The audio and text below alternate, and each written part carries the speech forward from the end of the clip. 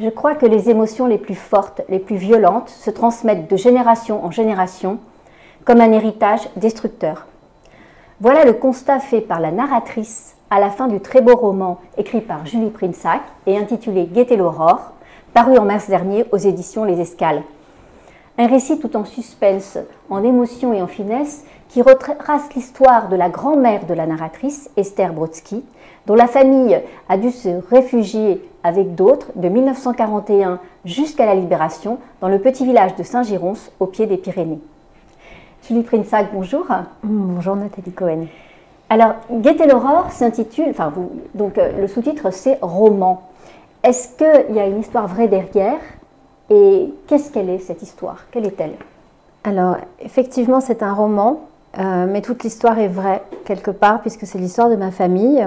Esther étant en réalité ma mère, et ses parents étant mes grands-parents, etc. Ça va jusqu'à mes arrière-grands-parents. En fait, vous avez décalé d'une génération. C'est ça. Dans le roman, d'accord? Exact. Qu'est-ce qu'ils faisaient pendant la guerre? Qui étaient-ils et d'où venaient-ils?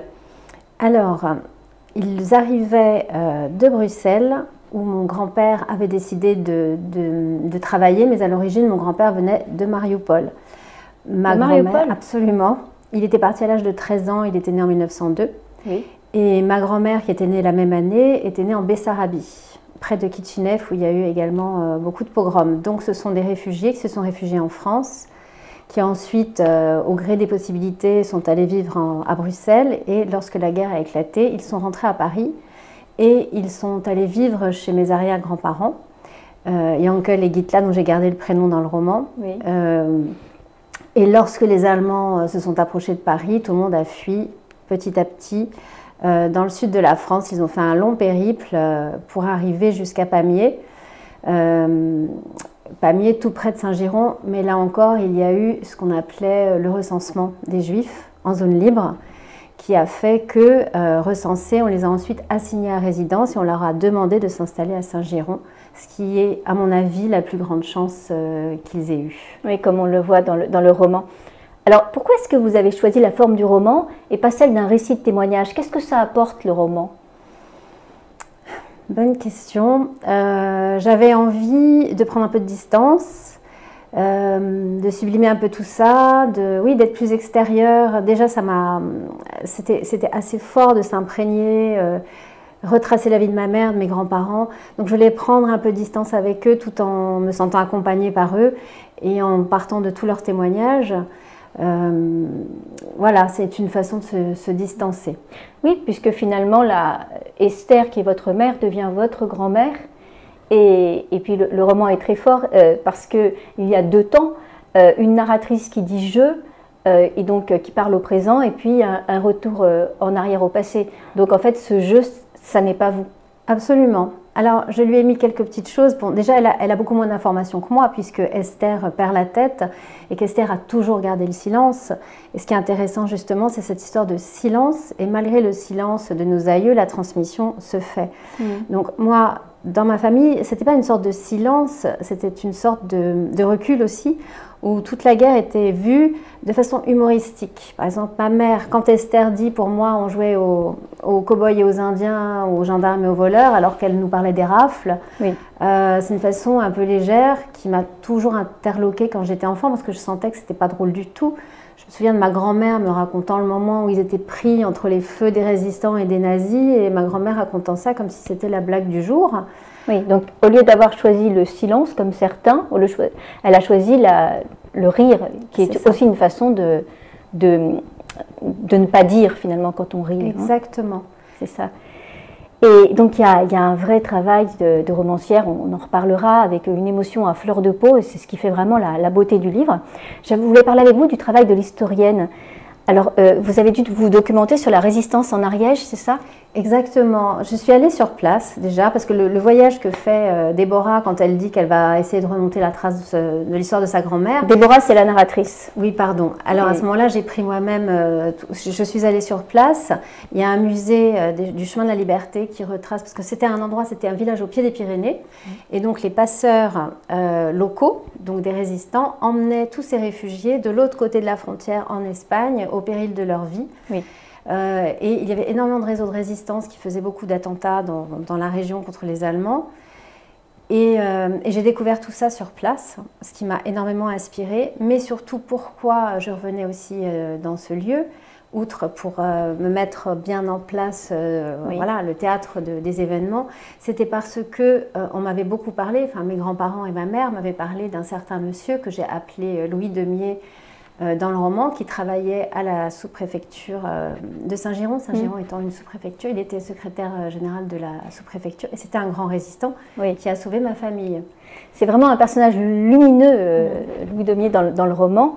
Et d'ailleurs, vous dites à un moment donné qu'on reconnaît à son visage, enfin le père de famille, reconnaît à son visage que c'est injuste. Comme s'il y avait une... Vous l'avez retrouvé, ça? Vous l'avez connu, ce Louis ou... Non, malheureusement, il est mort en 1961 parce que, bon, je peux le dire quand même, c'était un monsieur qui a été déporté pour tous ses actes, tous les juifs qu'il a sauvés, en réalité. Mais j'ai retrouvé sa fille, qui est aussi formidable, et je m'étais demandé pourquoi cet homme n'était pas injuste. Et j'ai compris que sa fille m'a expliqué que quand il est revenu, il a décidé de ne plus jamais parler de tout ça. Pour lui, c'était terminé. Oui. Il est resté quand même très ami jusqu'à sa mort avec mon grand-père. Ils étaient très très proches. Et moi, en revenant comme ça innocemment, je me suis dit c'est le moment de ressortir tout ça, d'en faire un juste. Et j'ai compris que non, en fait, il ne voulait pas dans la famille. Donc je respecte ça. Mais j'ai eu le plaisir, j'ai quand même voulu lui rendre hommage parce que... Je veux dire, si je suis là aujourd'hui, je lui dois. Et... Donc il a son nom, son prénom. Et quand vous êtes revenu à Saint-Girons, enfin vous êtes allé, pas revenu, quelle a été l'attitude des gens autour de vous? Comment est-ce qu'ils ont réagi à votre enquête? Adorable, très accueillant. J'ai été beaucoup aidée, beaucoup soutenue. Surtout, j'étais partie avec... j'ai donné à Déborah mes petits outils, la photo de ma mère à 12 ans et la photo de la maison dans laquelle ils étaient réfugiés. Et les gens m'ont dit « Ah, mais cette maison, bien sûr, c'est Madame Machin, allez-y, ils vous accueillent, appelez-les tout de suite. » Bon, j'étais un peu réservée quand même, je ne voulais pas déranger. Par le musée, j'ai rencontré un monsieur qui est passionné de tout ça, dont le père était résistant, qui m'a fait visiter tout le Saint-Giron de la Libération, où était la milice, où était la Gestapo, il m'a tout expliqué. Et puis j'avais les noms, ma mère me dit « Est-ce que tu peux essayer de voir si tu peux retrouver mes copines de classe ?» Et je les ai retrouvées, donc évidemment c'était une sorte de chaîne que tout le monde a fait pour m'aider à retrouver ces personnes. Et elles se sont revues après? Voilà, j'ai recréé le lien, ma mère est descendue à Saint-Girons, elle a retrouvé ses 2 copines de collège. Elles s'appelaient les 3 mousquetaires alors que je pense qu'elles étaient effectivement aussi 4, bon, j'en ai retrouvé 2. Voilà, et ce sont des retrouvailles qui ont fait que je m'étais dit, même si ce livre n'était pas publié, rien que le fait de ce voyage m'aurait suffi. Quand on lit votre roman, on a vraiment l'impression qu'il y a non seulement une tradition forte de résistance en Ariège, mais une espèce de tolérance et une absence de racisme dans l'accueil. Enfin, en général, bien sûr, il y a des collaborateurs, des collaborationnistes, pardon. Mais vous le ressentez, ça? Complètement. Et d'après ce que j'ai lu, c'est une région particulière. D'abord, ils ont eu l'habitude de recevoir, par exemple, ils ont reçu tous les Espagnols, ils avaient reçu tous les Espagnols via les Pyrénées pendant la guerre civile. Et il y avait quelque chose aussi de très rebelle dans cette région, qui a fait aussi que toute la politique antisémite les a fortement contrariés, toute la politique de Vichy, et qu'il y a une énorme solidarité, une énorme entraide, effectivement. Beaucoup de résistance, mais aussi beaucoup d'aide. D'ailleurs, les évêques de France se sont élevés, 5 d'entre eux se sont élevés contre les lois antisémites de Vichy, et bien figurez-vous, parmi ces 5, 3 étaient de cette région. Donc c'est pas un hasard. Voilà. Oui, on voit cette générosité, vous la célébrez dans le roman. Et donc il y a une part vraiment de psychanalytique, psychologique dans le roman, une grande finesse. Donc la grand-mère a tout occulté dans le roman, mais vous, votre mère, qui en riez, au départ, qu'est-ce que vous saviez d'elle? Qu'est-ce que vous saviez de sa vie? Alors, je savais, c'est-à-dire l'histoire de la Shoah était très présente dans notre famille depuis toute petite, j'en suis habitée, puisque dans la chambre de mes grands-parents, il y avait la photo de la sœur de mon grand-père qui est morte à Auschwitz avec ses 2 enfants et toute sa famille. Donc, moi j'avais la photo de cette femme et ses 2 petits, sachant qu'il y en a 2 petits plus un petit bébé qui a été sauvé. Donc, moi j'ai grandi avec ça, ce qui est quand même assez troublant quand on est petit, ça marque énormément. Oui. on faisait, comment dire, ma mère n'est pas religieuse, mais la judéité était partout dans notre famille. Mes grands-parents étaient religieux, donc j'ai passé énormément de temps chez mes grands-parents. Donc on parlait beaucoup de cette période, toujours à mots couverts. Mais par exemple, mon grand-père disait toujours que la France était le plus beau pays d'accueil. Oui, cet amour pour la France. Donc voilà, je connaissais toute cette histoire depuis toute petite en fait. Vous saviez des choses sans savoir vraiment profondément. Et effectivement, cette phrase un peu conclusive, enfin qui arrive dans les derniers mots du roman, hein, que les émotions les plus fortes, les plus violentes se transmettent de génération en génération. La narratrice dit dans votre roman, ma grand-mère crevait de peur pendant la guerre et moi, je crève de trouille. Est-ce que vous croyez en la psychogénéalogie? Complètement.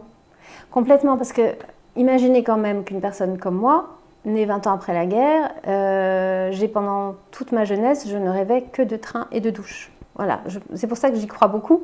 Ça se transmet, alors que, vous voyez, c'est quand même assez loin.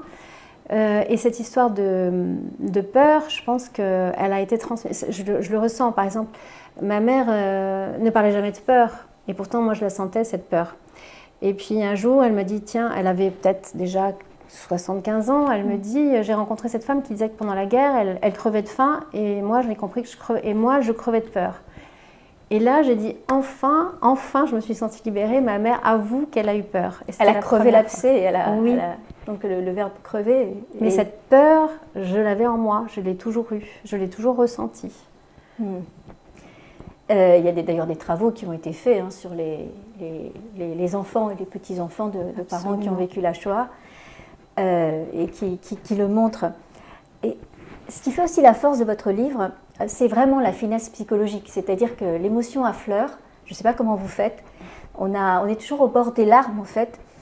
Et ce qui se dégage aussi de ce petit village des Pyrénées pendant la Shoah et puis des environs, c'est qu'il n'y a plus d'enfants, il n'y a plus d'enfance. Les enfants, les collégiens meurent, les collégiens collaborent, les collégiens tuent. Vous aviez réfléchi là-dessus ? Ça m'a toujours interloqué la résistance, par exemple. Quand on voit les plaques, et souvent je calculais l'âge de ces jeunes gens où c'est marqué dessus, 17 ans, 18 ans, 22 ans, qui ont choisi d'être résistants et de mourir. Oui, et puis aussi pareil, quand on voit les photos des déportés, quand on voit tous ces petits-enfants, évidemment tout ça, ça m'a beaucoup marqué. Donc pour moi, c'est toute cette enfance sacrifiée, ces jeunes gens qui ont sacrifié leur vie et qui étaient des héros. Et tout ça, ça fait mal. Et c'est ça que je voulais aussi exprimer dans le roman, ce sacrifice de l'enfance et de la jeunesse, qui est souvent un choix de leur part, mais parce que peut-être quand on est jeune, on pense qu'on ne va pas mourir. Il y a une grandeur, hein. Il y a un moment très fort dans le roman. Donc c'est une jeune collégienne qui s'appelle Paulette, donc une des trois amies. En fait, le collège n'est plus du tout un sanctuaire, l'école n'est plus du tout un sanctuaire et elle se fait tuer par les Allemands alors qu'elle fuit son collège hors de son collège. Donc c'est ça en fait. Et puis il y a aussi une maturité, il y a des histoires d'amour qui sont très fortes. Vous pouvez peut-être nous en parler, des fiançailles,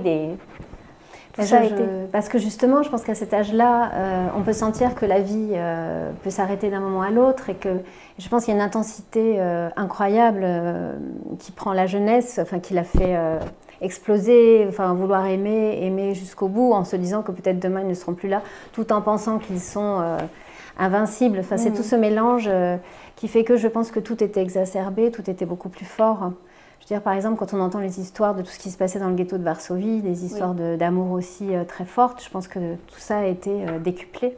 Et ça vous a aussi inspiré les histoires du ghetto pour trouver vos liens, vos histoires d'amour telles qu'elles sont décrites dans le roman? Oui, il y avait quelque chose que j'avais retenu en lisant un de ces livres-là, un document, hein, pas un roman, d'une femme qui aurait pu se sauver du ghetto, mais comme c'est une femme mûre, veuve, je crois, qui était tombée amoureuse et elle avait décidé de rester pour vivre son amour. Et je me suis dit, c'est incroyable de savoir qu'on va mourir, mais qu'on veut vivre cet amour avant la fin. Et puis il y a en plus dans votre roman une part de suspense qui fait qu'il y a une très grande tension. Et vraiment, à lire vraiment, ce très beau roman qui nous permet en fait d'entrer dans la violence et la complexité de la souffrance juive dans cette France occupée, juive et non juive d'ailleurs. comme seule la littérature en est capable. Merci beaucoup Julie. Merci beaucoup Nathalie.